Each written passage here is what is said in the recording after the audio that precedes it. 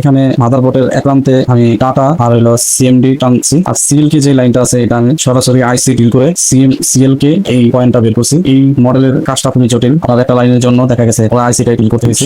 কারণ আমি অ্যাডভান্সে যাবো, অ্যাডভান্স থেকে অ্যান্ড্রয়েড অ্যাপি ক্লিন দিব। দেখতে পাচ্ছেন এখানে আমাকে কনফার্মেশন দিতে বলতেছে, আমি ইয়েস দিয়ে দিতেছি। ইয়েস দেওয়ার পরে এখানে পুরো ফুল ভিডিও করতে পারতাম, কিন্তু ফুল ভিডিও করলে দেখা গেছে অনেক সময় লাগতো, কারণ আইসি ডিল করতে এটা প্রায় আমার সর্বোচ্চ 30 থেকে 40 মিনিট লাগছে আইসি টা ডিল করতে। আর আসসালামু আলাইকুম ভিউয়ার্স, এই মুহূর্তে আমি একটা আইসি কানেক্ট করেছি ইনফিনিক্স স্মার্ট 20 মডেলের একটা ফোন। দেখতে পাচ্ছেন যেটা ক্লাসে আমি এখানে মনিটরে দেখাইতেছি, এখানে ইনফরমেশন, আর এখানে দেখতে পাচ্ছেন ফুল ইনফরমেশন এখানে দেখাইতেছে। ফুল মডেলটা হইতেছে ইনফিনিক্স X6840 মডেল। এই মডেলের এখানে দেখতে পাচ্ছেন আমি ইনফরমেশন সম্পূর্ণ শো করছে। তো আমি চাইলে এখান থেকে অ্যাপাপি রিমুভ করতে পারি, কিন্তু আমি এই টোল দিয়ে করবো না, কারণ আমি অ্যাপাপি প্লাস ফ্যাক্টরি রিসেন্ট দুইটা একসাথে করবো। এই জন্য জাস্ট এই ইজিজেটা ক্লাসের এই আপডেট যে টোলটা আছে এটা দিয়ে আমি করতেছি না, এটা আমি আগের যে ভার্সনের যে টোলটা আছে ক্লাসিক, আমি সেটাই ব্যবহার করবো। এখানে ইজিজেটা ক্লাস যে বক্সটা আছে দেখতে পাচ্ছেন টোল ওপেন হইতেছে। এখানে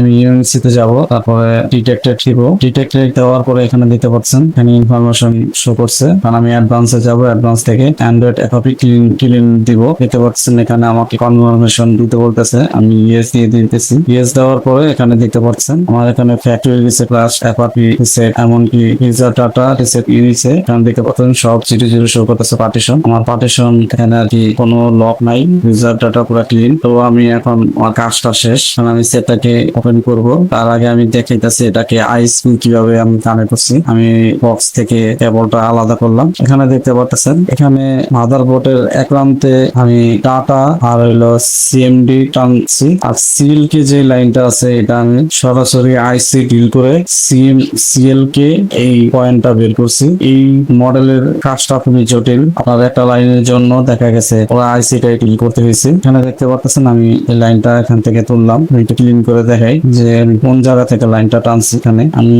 এটা ট্রাইগ্রামও দিয়ে দিব কিভাবে লাইনটা এখানে টানা আছে। এখানে দেখতে পাচ্ছেন আমি একেবারে স্পষ্ট ভাবে দেখাইতেছি সিএল কে লাইনটার জন্য শুধু আইসিটা ডিল করা হয়েছে। এখন ফোনটা আমাদের চালু করার পালা। আমি এখন ফোনটা পাওয়ার বাটন ধরে চালু করতেছি, দেখি আমাদের কাজটা কতটুকু সাকসেস হয়েছে। এখানে দেখতে পাচ্ছেন ইনফিনিক্স লেখা চলে আসছে। তো আমাদের ফোনটা চালু হয়েছে, যেহেতু দেখা যাক। এখন আমরা ফোনটা পুরো চালু হওয়ার পর আমি এটাকে স্টেপ বাই স্টেপ সেটিং করব, সেটিং করে আপনাদেরকে দেখাবো আমাদের কাজটা কতটুকু সাকসেস হয়েছে। এখানে দেখতে পাচ্ছেন আমাদের ফোনটা এক্স লেখা ইনফিনিক্স সেকেন্ড লোগোতে আসছে। একটু সময় নিবে, কারণ যেহেতু এটা ফ্যাক্টরি রিসেট এবং অ্যাপি রিসেট দুইটাই আমি করছি, একটু সময় নিবে চালু হইতে। যদি শুধু অ্যাপি করতাম তাহলে দেখা গেছে দ্রুতই চালু হয়ে যেত, হয়তো 30 থেকে 50 বা 1 মিনিট লাগতে সর্বোচ্চ। এখন দেখা গেছে 2-3 মিনিট লাগতে পারে। তো চাইলে এটা পুরো ফুল ভিডিও করতে পারতাম, কিন্তু ফুল ভিডিও করলে দেখা গেছে অনেক সময় লাগতো, কারণ আইসি ডিল করতে এটা প্রায় আমার সর্বোচ্চ 30 থেকে 40 মিনিট লাগছে আইসিটা ডিল করতে।